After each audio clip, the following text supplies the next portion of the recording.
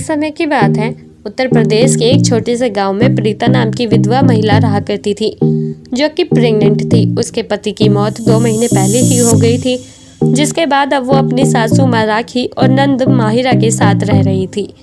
लेकिन राखी और माहिरा उस पर खूब अत्याचार करते थे, जो उससे कहती थी कि घर पर बैठे बैठे बस मुफ्त की रोटियां तोड़ती रहती हो, ये नहीं कि कुछ काम धंधा कर ले, बोझ बनकर रह गई है इस घर के लिए। तभी बेचारी प्रीता कहती है कि अगर आप लोग चाहते हैं कि मैं पैसे कमाऊं तो ठीक है, मैं कल से ही सब्जियां बेचना शुरू कर दूंगी। इसी तरह अगला दिन आता है। प्रीता सुबह जल्दी उठती और घर का कामकाज करने के बाद सब्जियां बेचने निकल पड़ती। गर्मी की कड़ी धूप और प्रेग्नेंट विधवा प्रीता घर घर जाकर सब्जियां बेच रही थी और शाम तक उसकी सारी सब्जियां बिक जाती है। इसी तरह वो रोजाना सुबह जल्दी उठती और घर का कामकाज करने के बाद सब्जियां बेचने निकल पड़ती थी। इसी तरह काफ़ी दिन बीत गए थे।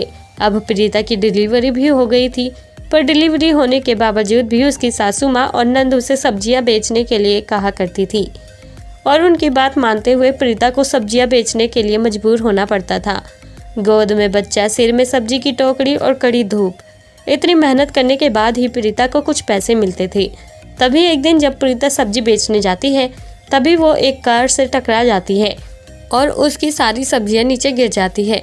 तभी कार से एक ऋषभ नाम का लड़का बाहर निकलता है और सब्जियां उठाने लगता है।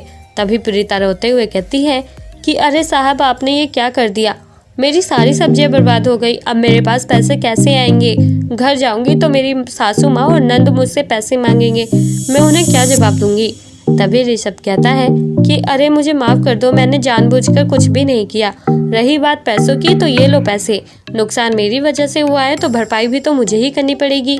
वैसे तुम्हारी ये सब्जियां बहुत ताज़ी लग रही हैं, क्या तुम मेरे घर भी रोजाना सब्जियां देकर जा सकती हो? मैं तुम्हें रोजाना पैसे दे दिया करूँगा, मेरा घर यहाँ पास में ही है।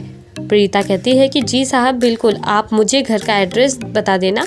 इसी तरह ऋषभ उसे अपने घर का एड्रेस देता है और वहाँ से चला जाता है। अगले दिन से प्रीता रोजाना ऋषभ के घर सब्जियां देने चली जाया करती थी।